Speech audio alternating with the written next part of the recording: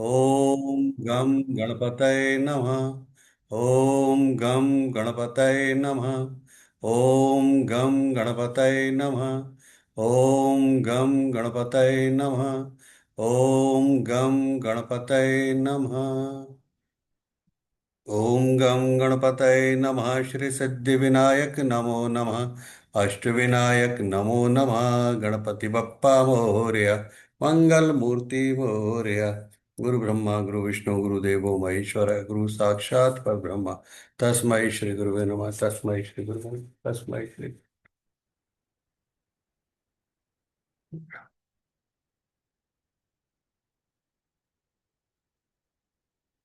एक सेकंड, एक सेकंड।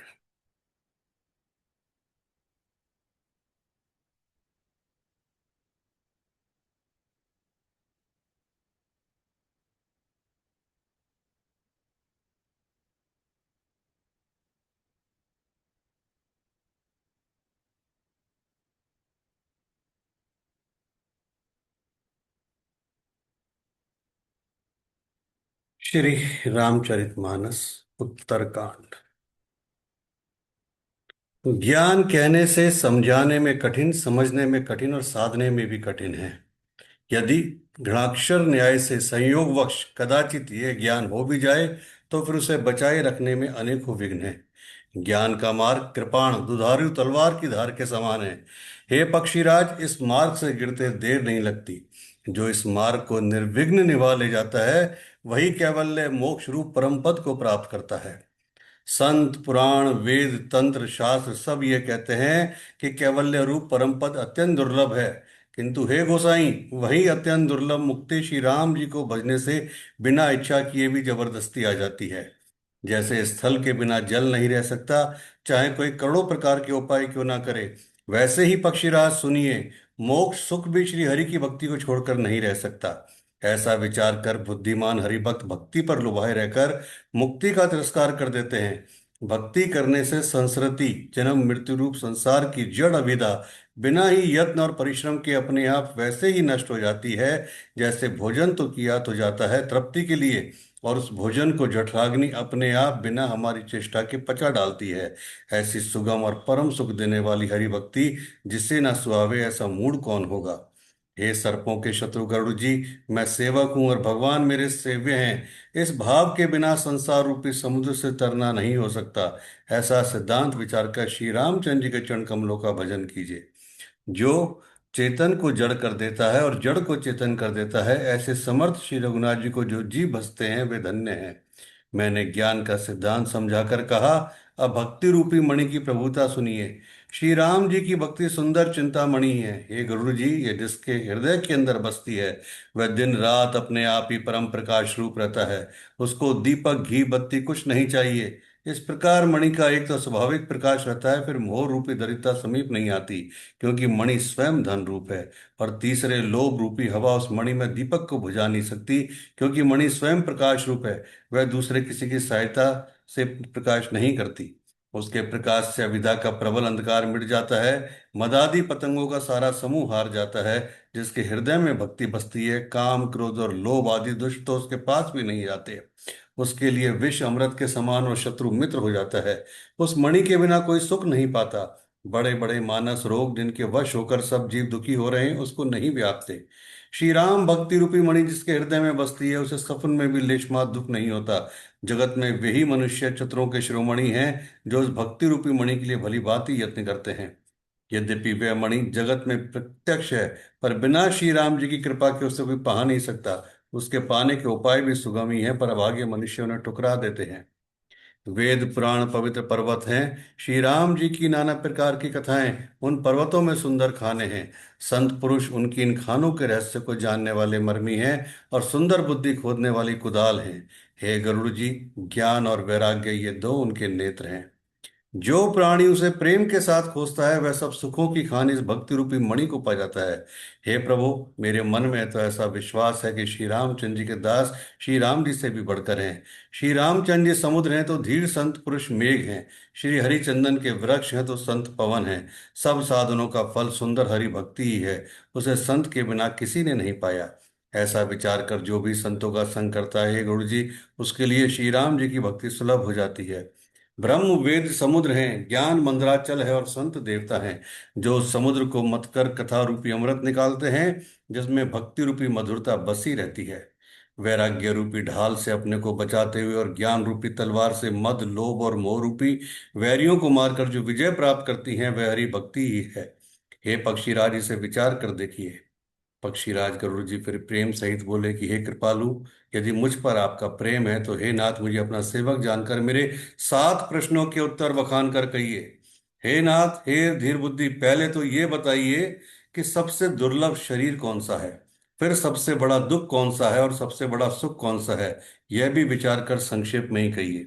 संत और असंत का भेद आप जानते हैं, उनके सहज स्वभाव का वर्णन कीजिए। फिर कहिए कि श्रुतियों में प्रसिद्ध सबसे महान पुण्य कौन सा है और सबसे महान भयंकर पाप कौन सा है। फिर मानस रोगों को समझाकर कहिए। आप सर्वज्ञ हैं और मुझ पर आपकी कृपा भी बहुत है। काकभूषण जी ने कहा कि हे तात, अत्यंत आदर और प्रेम के साथ सुनिए, मैं ये नीति संक्षेप से कहता हूँ। मनुष्य शरीर के समान कोई शरीर नहीं है। चर अचर सभी जीव उसकी याचना करते हैं। यह मनुष्य शरीर नरक स्वर्ग और मोक्ष की सीढ़ी है तथा कल्याणकारी ज्ञान वैराग्य और भक्ति को देने वाला है। ऐसे मनुष्य शरीर को धारण करके भी जो लोग श्री हरि का भजन नहीं करते और नीच से भी नीच विषयों में अनुरक्त रहते हैं, वे पारस मणि को हाथ से फेंक देते हैं और बदले में कांच के टुकड़े ले लेते हैं।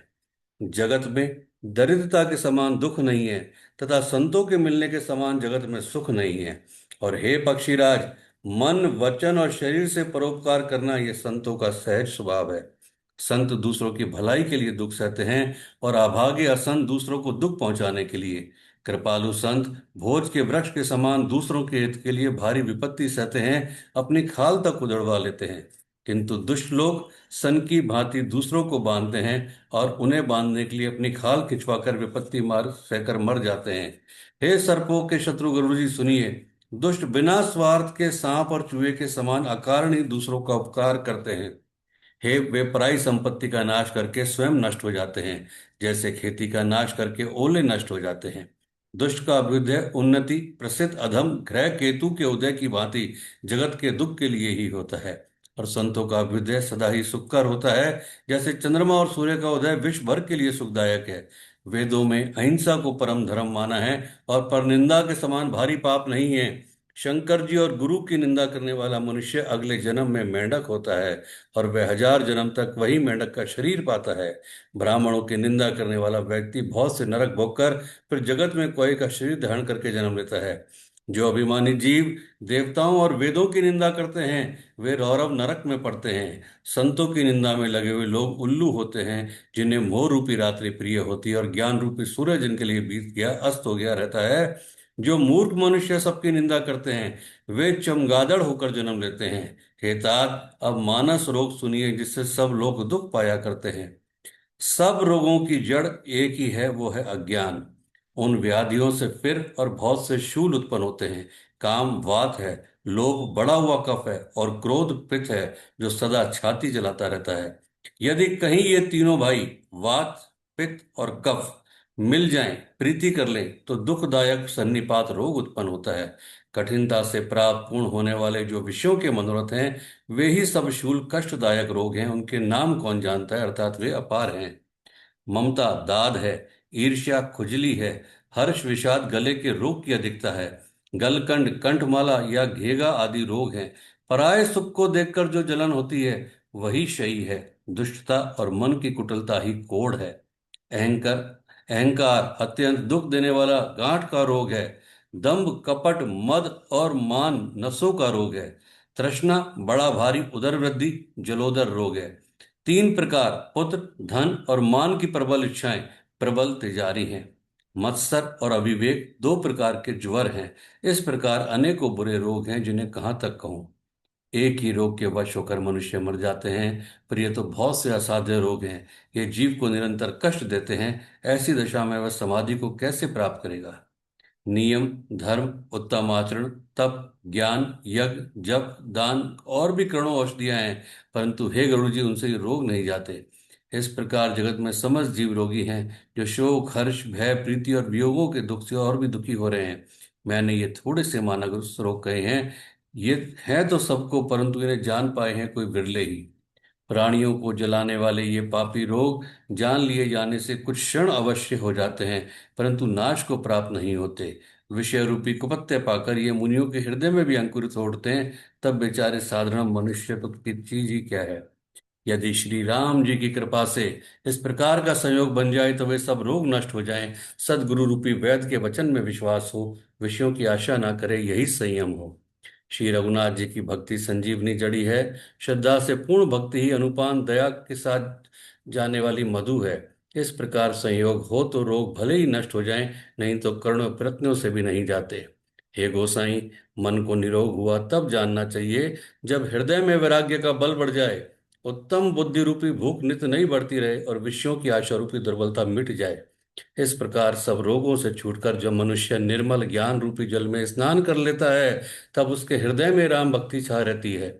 शिव जी, ब्रह्मा जी, शुकदेव जी, सनकादि और नारद आदि ब्रह्म विचार में परम निपुण जो मुनि हैं, हे पक्षीराज, उन सब का मत यही है कि श्री राम जी के चरण कमलों में प्रेम करना चाहिए। श्रुति प्राण और सभी ग्रंथ कहते हैं कि श्री रघुनाथ जी की भक्ति के बिना सुख नहीं है। कछुए की पीठ पर भले ही बाल उगाएं, बांझ का पुत्र भले ही किसी को मार डाले, आकाश में भले ही अनेकों प्रकार के फूल खिल उठे, परंतु श्री हरि से विमुख होकर जीव सुख प्राप्त नहीं कर सकता।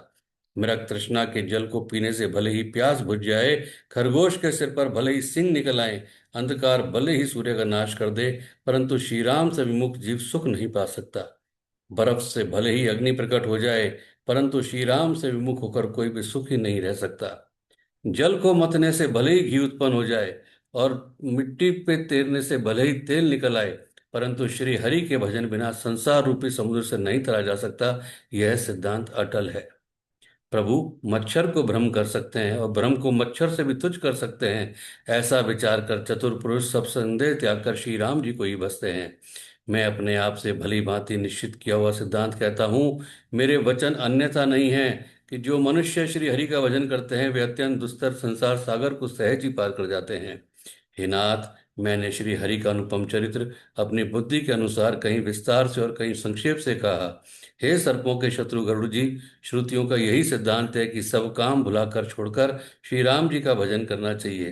प्रभु श्री रघुनाथ जी को छोड़कर और किसका सेवन किया जाए, जिनका मुझ जैसे मूर्ख पर भी ममत स्नेह है। हे नाथ, आप विज्ञान रूप हैं, आपको मोह नहीं है। आपने तो मुझ पर बड़ी कृपा की है।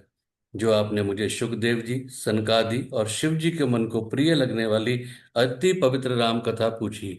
संसार में घड़ी भर का अथवा पल भर का एक बार का भी सत्संग बड़ा दुर्लभ होता है। मैं अधिकारी हूँ, पक्षियों में नीच और सबसे अपवित्र हूँ, परंतु ऐसा होने पर भी प्रभु ने मुझको सारे जगत को पवित्र करने वाला प्रसिद्ध कर दिया। यद्यपि मैं सब प्रकार से हीन हूँ, तो भी आज मैं धन्य हूँ, अत्यंत धन्य हूँ जो श्री राम जी ने मुझे अपना निज जानकर संत समागम दिया। हे नाथ, मैंने अपनी बुद्धि के अनुसार कहा, कुछ भी छुपा के नहीं रखा। फिर भी श्री रघुवीर के चरित्र समुद्र के समान है, क्या उनकी कोई था पा सकता है। श्री रामचंद्र जी के बहुत से गुण समूह का स्मरण कर सुजान भूषणी जी बार बार हर्षित हो रहे हैं, जिनकी महिमा वेदों ने नेति नेति कहकर गाई है, जिनका बल प्रताप प्रभुत्व अतुलनीय है। जिन श्री रघुनाथ जी के चरण शिव जी और ब्रह्मा जी के द्वारा पूज्य हैं, उनकी मुझ पर कृपा होनी उनकी परम कोमलता है। किसी का ऐसा स्वभाव कहीं ना सुनता हूँ ना देखता हूँ। अतः हे पक्षीराज गरुड़ जी, मैं श्री रघुनाथ जी के समान किसे गिनूं। साधक सिद्ध जीवन मुक्त उदासीन विरक्त कवि विद्वान कर्म रहस्य के ज्ञाता सन्यासी योगी शूरवीर बड़े तपस्वी ज्ञानी धर्मपरायण पंडित और विज्ञानी, ये कोई भी मेरे स्वामी श्री राम जी का सेवन भजन के बिना नहीं कर सकते। मैं उन्हीं श्री राम जी को बार बार नमन करता हूँ, जिनके शरण जाने पर मुझ जैसे पाप राशि भी शुद्ध हो जाते हैं। उस अविनाशी श्री राम जी को मैं नमस्कार करता हूँ, बारंबार नमस्कार करता हूँ, जिनका नाम जन्म मरण रूपी रोग की औषध और तीनों भयंकर पीड़ाओं आदि दैविक आदि भौतिक और आध्यात्मिक दुखों को हरने वाला है। वे कृपालु श्री राम जी मुझ पर और आप पर सदा प्रसन्न रहें। भूषणी जी के मंगल में वचन सुनकर और श्री राम जी के चरणों में उनका अतिशय प्रेम देखकर संदेह से भली भांति छूटे हुए गरुड़ जी प्रेम सहित वचन बोले कि श्री रघुवीर के भक्ति रस में सनी हुई आपकी वाणी सुनकर मैं कृतकृत्य हो गया। श्री राम जी के चरणों में मेरी नवीन प्रीति हो गई और माया से उत्पन्न सारी विपत्ति चली गई। मोह रूपी समुद्र में डूबते हुए मेरे लिए आप जहाज हुए। हे नाथ, आपने मुझे बहुत प्रकार के सुख दिए, परम परम सुखी कर दिया। मुझसे इसका प्रत्युपकार उपकार के बदले में उपकार नहीं हो सकता। मैं तो आपके चरणों की बार बार वंदना ही करता हूँ। आप पूर्ण काम हैं और श्री राम जी के प्रेमी हैं। हे तात, आपके समान कोई बड़भागी नहीं है। संत, वृक्ष, नदी, पर्वत और पृथ्वी, इन सब की क्रिया प्राय हित के लिए होती है। संतों का हृदय मक्खन के समान होता है, ऐसा कवियों ने कहा है। परंतु उन्होंने असली बात कहना नहीं जाना, क्योंकि मक्खन तो अपने को ताप मिलने से पिघलता है और पवन पवित्र संत दूसरों के दुख से पिघल जाते हैं। मेरा जीवन और जन्म सफल हो गया। आपकी कृपा से सब संदेह चला गया। मुझे सदा अपना दास ही जानिएगा। शिव जी कहते हैं कि हे उमा, पक्षी श्रेष्ठ गरुण जी बार बार ऐसा कह रहे हैं। उन भूषंडी जी के चरणों में प्रेम सहित सिर नवाकर और हृदय में श्री रघुवीर को धारण करके धीर बुद्धि गरुड़ जी तब वैकुंठ को चले गए। हे गिरजे, संत समागम के समान दूसरा कोई लाभ नहीं है, पर वह संत समागम श्री हरि की कृपा के बिना नहीं हो सकता, ऐसा वेद और पुराण गाते हैं। मैंने ये परम पवित्र इतिहास कहा, जिसे कानों से सुनते ही भवपाश संसार के बंधन छूट जाते हैं और शरणागतों को उनके इच्छा अनुसार फल देने वाली कल्प वृक्ष तथा दया के समूह श्री राम जी के चरण कमलों में प्रेम उत्पन्न होता है। जो कान और मन लगाकर इस कथा को सुनते हैं, उनके मन, वचन और कर्म, शरीर से उत्पन्न सब पाप नष्ट हो जाते हैं। तीर्थ यात्रा आदि बहुत से साधन, योग, वैराग्य और ज्ञान में निपुणता, अनेकों प्रकार के कर्म, धर्म, व्रत, दान, अनेकों संयम, दम, जप, तप और यज्ञ, प्राणियों पर दया, ब्राह्मण और गुरु की सेवा, विद्या, विनय और विवेक की बढ़ाई, जहां तक वेदों ने साधन बताए हैं, हे भवानी, उन सब का फल श्री हरि की भक्ति ही है। किंतु श्रुतियों में गाई हुई वह श्री रघुनाथ जी की भक्ति श्री राम जी की कृपा से किसी एक बिरले ने ही पाई है। किंतु जो मनुष्य विश्वास मानकर यह कथा निरंतर सुनते हैं, वे बिना ही परिश्रम और मुनि दुर्लभ हरि भक्ति को प्राप्त कर लेते हैं। जिसका मन श्री राम जी के चरणों में अनुरुक्त है, वही सर्वज्ञ, सब कुछ जानने वाला है, वही गुणी है, वही ज्ञानी है, वही पृथ्वी का भूषण, पंडित और दानी है, वही धर्मपरायण है और वही कुल का रक्षक है। जो छल छोड़कर श्री रघुवीर जी का भजन करता है, वही नीति में निपुण है, वही परम बुद्धिमान है। उसी ने वेदों के सिद्धांत को भलीभांति जाना है। वही कवि, वही विद्वान तथा वही रणधीर है।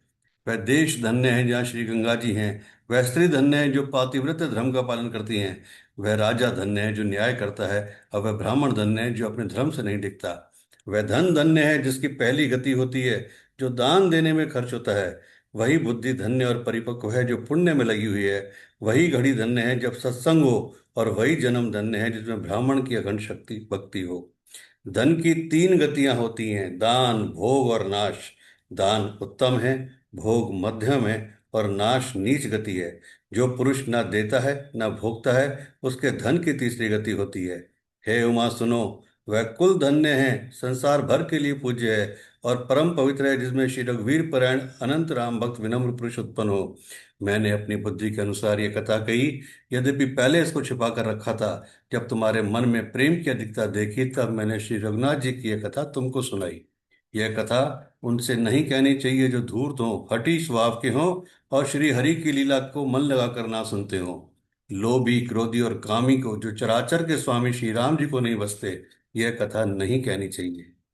ब्राह्मणों के द्रोही को, यदि वह देवराज इंद्र के समान ऐश्वर्यवान राजा भी हो, तब भी यह कथा कभी नहीं सुनानी चाहिए। श्री राम जी की कथा के अधिकारी वही हैं जिनको सत्संग अत्यंत प्रिय है, जिनकी गुरु के चरणों में प्रीति है, जो नीति परायण है और ब्राह्मणों के सेवक हैं। वे ही इसके अधिकारी हैं, और उसको तो यह कथा बहुत ही सुख देने वाली है, जिसको श्री रघुनाथ जी प्राण के समान प्यारे हैं।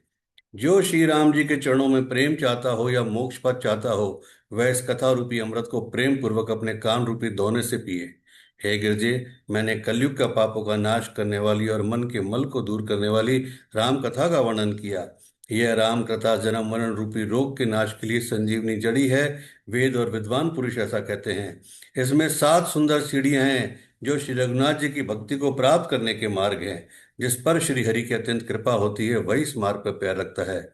जो कपट छोड़कर ये कथा गाते हैं, वे मनुष्य अपनी मन कामना की सिद्धि पा लेते हैं। जो इसे कहते हैं, सुनते और प्रशंसा करते हैं, वे संसार रूपी समुद्र को गौ के खुर से बने हुए गड्ढे की भांति पार कर लेते हैं। याज्ञवल्क्य जी कहते हैं, सब कथा सुनकर श्री पार्वती जी के हृदय को बहुत ही प्रिय लगी, और वे सुंदर वाणी बोली कि स्वामी की कृपा से मेरा संदेह जाता रहा और श्री राम जी के चरणों में नवीन प्रेम उत्पन्न हो गया। हे विश्वनाथ, आपकी कृपा से अब मैं कृतार्थ हो गई, मुझ में दृढ़ राम भक्ति उत्पन्न हो गई और मेरे संपूर्ण क्लेश बीत गए। शंभु उमा का यह कल्याणकारी संवाद सुख उत्पन्न करने वाला और शोक का नाश करने वाला है। जन्म मरण का अंत करने वाला, संध्यों का नाश करने वाला, भक्तों को आनंद देने वाला और संत पुरुषों को प्रिय है। जगत में जो जितने भी रामोपासक हैं, उनको तो इस राम कथा के समान कुछ भी प्रिय नहीं है।